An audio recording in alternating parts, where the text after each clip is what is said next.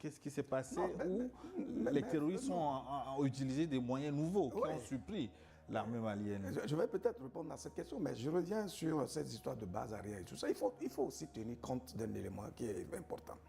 Le Mali, c'est 1 240 000 km². C'est vaste. Avec une densité qui n'est pas aussi grande, à peine 22 ou 23 millions de personnes, avec une concentration dans les agglomérations, c'est-à-dire dans des villes, etc. Donc, ça veut dire qu'il y a suffisamment d'espace où on peut manigancer des choses qui puissent échapper évidemment à la vigilance justement de l'armée malienne, même si elle est en train de s'équiper un temps soit peu, parce que là, la priorité, c'est de sécuriser, voyez-vous, là où il y a les grandes agglomérations et tout ça. Donc, ils ont le temps de s'agglomérer dans des zones où il n'y a pas vraiment une grande surveillance, etc. Et puis, vous savez que dans la frontière entre l'Algérie et le Mali, c'est une zone vraiment pratiquement de non-droit. Vous avez vu, lorsque le Mali avait commencé à mettre du sérieux dans la sécurisation de cette zone, on a tout de suite abattu son aéronef. Vous voyez, l'Algérie a protesté pour abattre justement son aéronef.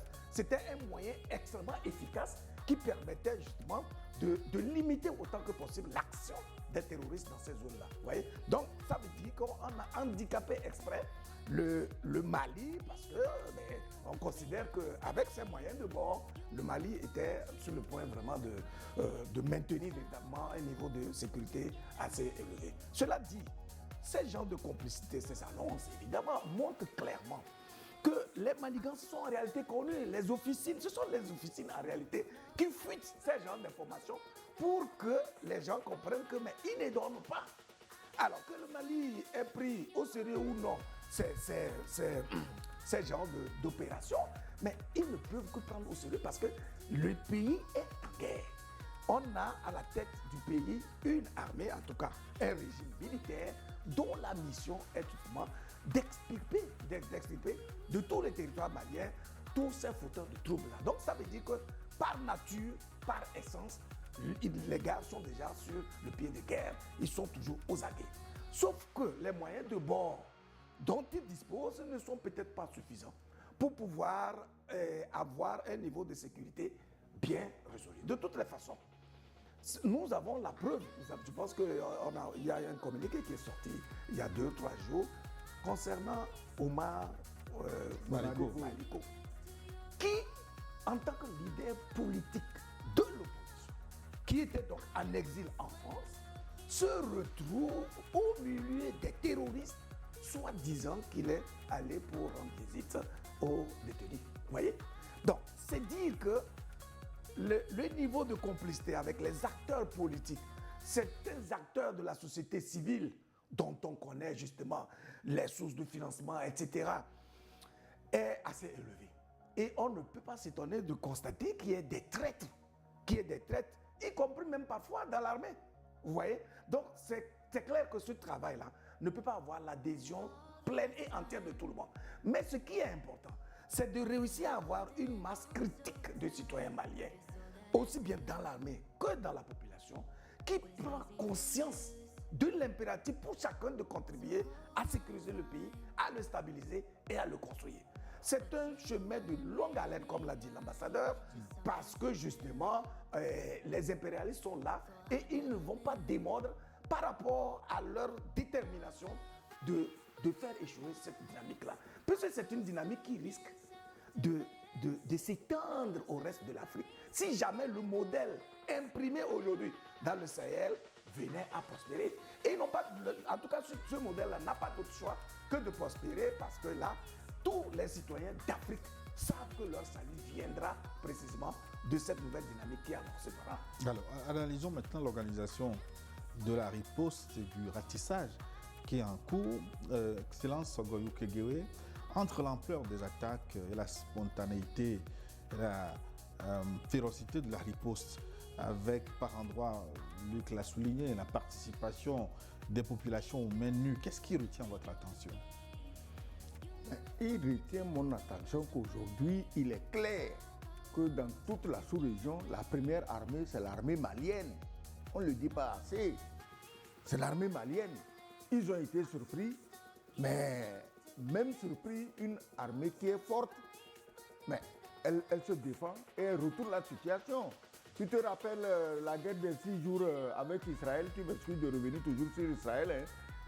La guerre du Kippour, ça veut dire que c'est le jour de la fête, tout le monde était à la fête et tous les pays arabes coalisés sont allés attaquer Israël. Israël était un pays militairement fort, il a retourné la situation en 6 jours.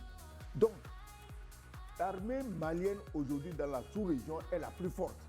Sinon, comme il a souligné, 1 240 000 km². Mais est-ce que les gens imaginent ce que ça représente comme superficie?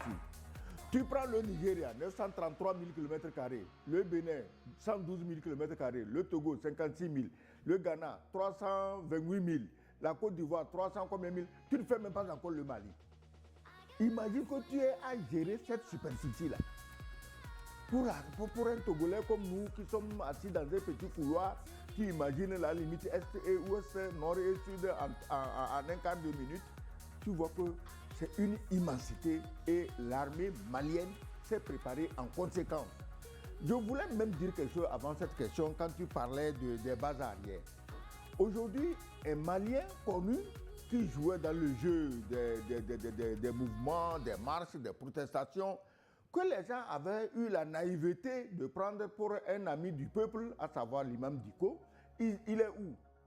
Il s'est proclamé maintenant porte-parole des terroristes. Il est où? Le Mariko Omar Mariko machin là. Mais vous savez, quand vous appelez ces gens des responsables politiques, pour moi, c'était des opportunistes venus grossir leur ventre avec les biens de l'État en se proclamant politique. Parce qu'un homme politique a une carrière et il a bâti sur la carrière, sur l'amour de son pays et de son peuple. On ne peut pas devenir homme politique et on trahit son pays, non. La trahison ne fait pas partie du caractère d'un homme politique. Si tu n'aimes pas un régime, c'est ton droit. Mais ne pas aimer un régime ne t'autorise pas à être bête, à être naïf, à être manipulable, à être corrompu, pourri jusqu'à la moelle. Non, ça ne t'autorise pas. Moi, je suis contre le régime, Mais si je suis contre le régime, c'est parce que je me dis que à la place de ce régime, je ferais mieux pour la population. C'est pas à la place de ce régime, je grossirais un peu plus mon ventre. Donc, Omar Mariko court la savane sur des motos pour grossir son ventre. Il est en France, hein, tu sais, tout ce qu'il avait volé au temps où il était quelque chose à Bamako, ça doit être épuisé. Et on lui dit, mais vas-y, hein, on va encore t'allonger quelques euros et tu vas manger. Sinon, est-ce que c'est pas une honte? Est-ce que c'est pas une honte? Tu te dis homme politique, c'est pas une honte? Mais Luc, quand on voit les moyens militaires acquis ces derniers mois, ces dernières années par l'armée malienne, on se demande d'où ils trouvent le courage de venir faire ce genre d'opération. Peut-être, comme le dit le slogan sur place là-bas au Mali, ils peuvent y entrer, mais ressortir, ça va être extrêmement compliqué. Non, c'est des gens qui n'ont pas de problème pour mourir. Ils ne craignent pas la mort parce qu'ils ont été endoctrinés, parce qu'ils ont été manipulés, c'est parce qu'ils ont été sclérosés. Ils n'ont même plus de cerveau. Vous voyez? Donc, ça veut dire que lorsqu'on utilise ton cerveau à des fins religieuses, où on te fait croire que quand tu meurs dans des situations comme ça, tu vas directement au paradis, c'est un pacte que ceci. Sans compter les vierges qui t'attendent. Est-ce que vous voyez? Voilà, vous voyez-vous? Donc, ça veut dire que ces gens-là, c'est des gens qui ne sont plus, qu'on ne peut plus utiliser comme étant des cerveaux utiles qu'on peut utiliser à des fins utiles. Vous voyez? Donc, ils viennent tout en sachant très bien qu'il faut mourir. C'est pour ça qu'il y a des cas de kamikazes, etc. Il sait très bien qu'il va mourir. Mais l'essentiel pour lui, c'est de laisser une tâche, c'est de laisser un impact, c'est de tuer d'autres personnes, tout simplement. Et vous voyez, on met à leur disposition des drones kamikazes, des armes de combat, et tout ce que même beaucoup d'armées en Afrique n'ont pas. Donc c'est clair que le travail, c'est un travail de sape. C'est d'ailleurs pour ça que, vous voyez, en Afrique, avant même qu'on nous colonisait, il a fallu qu'on envoie des missionnaires qui essayent de nous travailler le cerveau. Quand vous maîtrisez le cerveau d'un individu, vous pouvez le conduire à toutes les fins possibles. Et c'est ce qui est en train de se passer justement. C'est d'ailleurs pour ça que nous nous engageons dans un travail d'éveil de conscience, de conscientisation des citoyens d'Afrique pour qu'ils comprennent que leur salut ne peut venir aucunement d'ailleurs que d'eux-mêmes, par une action déterminante pour permettant d'impacter leur environnement. C'est ce travail de fond que nous sommes en train de faire pour contribuer justement à cette lutte-là qui est en train d'être menée dans les pays du Sahel. Parce que dans tous les cas, on n'a pas d'autres issues. Jamais l'impérialiste, le colonisateur, l'influenceur de l'extérieur ne saurait poser un acte noble visant à épanouir un citoyen d'Afrique.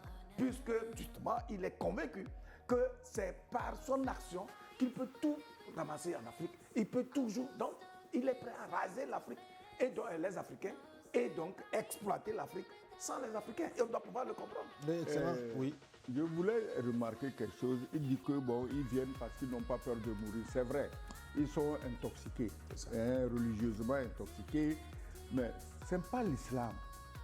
Oui, c'est pas l'islam qui dit aux gens d'aller mourir. Ça, c'est sûr. Donc, c'est un islam dévié de sa mission qui prône ce genre de comportement. Mais moi, je ne crois pas que ces jeunes que j'ai vus, on a arrêté là, je ne crois pas qu'ils étaient venus avec la conviction de mourir. Il a suffi qu'on leur montre les photos de l'entraînement de l'armée malienne par les Français, où on tient les bois et on fait dans la bouche, on dit bon, c'est les gens là, il faut aller les tuer. Vous voyez les armes qu'ils ont, c'est nous qui les avons entraînés. Voilà leurs armes. Ben, tu t'imagines un entraîneur, un formateur français qui tient du bois et qui fait dans sa bouche pour dire qu'il a entraîné une armée. Mais cette armée-là aurait mieux fait d'aller chercher les flèches et les arcs de ses parents pour aller faire la guerre. Parce qu'un bois qui fait popo ne tue personne. Donc, ils sont venus, c'est vrai, ils s'en foutent de la mort, mais c'est vrai, ceux qui les ont envoyés ne leur ont pas dit que l'armée malienne est une armée très puissante. Non, on ne leur a pas dit ça. Qui a changé de pédigré entre-temps. Hein? Oui. On a. Donc, qui a changé entre-temps. Oui, ils n'ont pas compris que l'armée a changé. Que Assimi Goïta et ses gars sont venus, ils ont maintenant une armée. Parce qu'avant, si c'était avant, les terroristes auraient en main la liste des armes qu'ils ont. Aujourd'hui, les terroristes ne peuvent pas avoir en main la liste des armes que ces gens-là ont. Avant, on sait qui leur fournissait quelles armes, dont les bâtons d'entraînement. Attends, quand même, des bâtons d'entraînement.